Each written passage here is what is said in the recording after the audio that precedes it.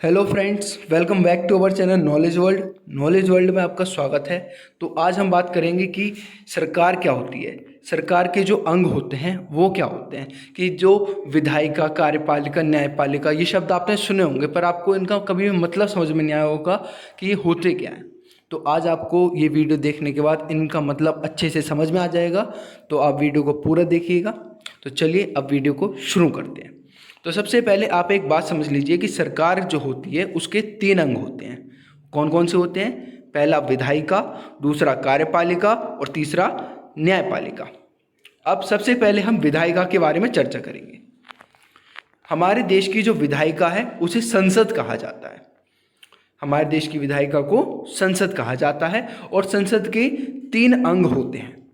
संसद के 3 अंग कौन से होते हैं? पहला होता है लोकसभा, दूसरा होता है राज्यसभा और तीसरा होता है राष्ट्रपति। अब सबसे पहले हम पहले अंग लोकसभा के बारे में चर्चा करेंगे। तो लोकसभा ये अस्थायी सदन होता है। इसमें 545 सदस्य अभी हैं। अधिकतम इसमें 550 सदस्य होते हैं। इसमें 2 सदस्य जो होते हैं वो एंग्लो इंडियन होते हैं, जो कि भारत के राष्ट्रपति द्वारा मनोनीत किए जाते हैं। इसका कार्यकाल 5 वर्ष का होता है। यह कभी भी बीच में भी परिस्थिति के अनुसार भंग भी हो सकती है। लोकसभा में जिस भी सांसद का बहुमत होता है, जिस भी एमपी का बहुमत होता है, वो भारत का प्रधानमंत्री बनता है। वर्तमान में नरेंद्र मोदी का लोकसभा में बहुमत है और वो भारत के प्रधानमंत्री हैं।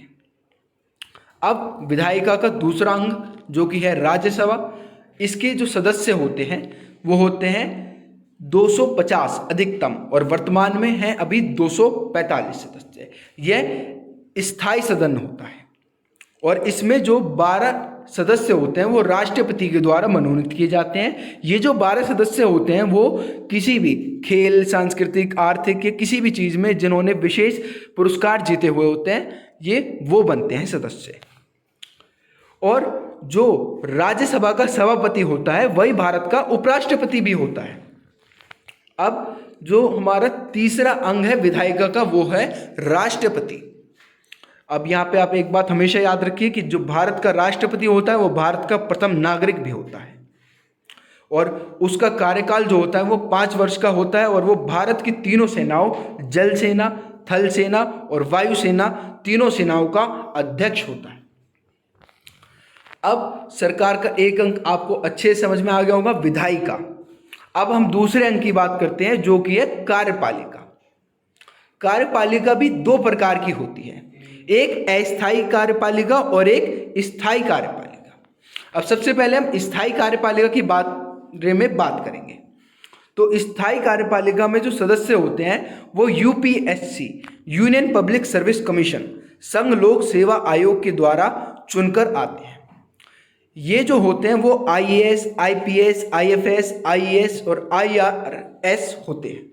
इनका जो कार्यकाल होता है वो निश्चित होता है। इनकी रिटायर होने की एक निश्चित उम्र होती है, इसलिए ये स्थायी कार्यपालिका इसे कहा जाता है।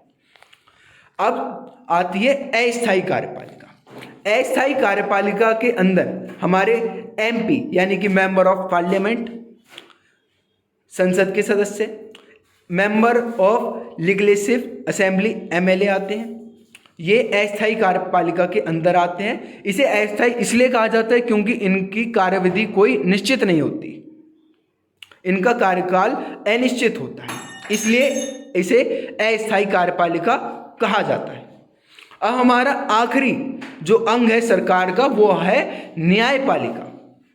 न्यायपालिका से आप समझ सकते हैं न्यायपालिका मतलब क्या होता है कि न्यायपालिका अर्थात कोर्ट। तो इसका जो ढांचा होता है वो आप सीरियल वाइज मैंने लगा रखा है, आप इसको देखेंगे। तो सबसे पहले इसमें आता है ग्राम पंचायत, दूसरा आता है जिलाधीश न्यायालय, तीसरा आता है उच्च न्यायालय और चौथा आता है सर्वोच्च न्यायालय। ये है भारत के न्यायपालिका का ढांचा। इस समय वर्तमान में जो सर्वोच्च न्यायालय के मुख्य न्यायाधीश हैं वो हैं शरद अरविंद बोबडे। तो ये है न्यायपालिका। तो अगर फ्रेंड्स आपको मेरी ये वीडियो अच्छी लगी हो तो इसे लाइक ज़रूर कीजिएगा, मेरे चैनल को सब्सक्राइब कर लीजिएगा, और आपको ऐसी वीडियो और चाहिए तो जब आप बेल आइकन को दबाएं तो फिंगर के लिए को दबाएं ताकि आपको आने वाली वीडियोस का नोटिफिकेशन मिलता रहे। अगर आपको इसी का इंग्लिश मीडियम चाहिए तो आप मुझे कमेंट में ज़रूर बताएं। Thank you.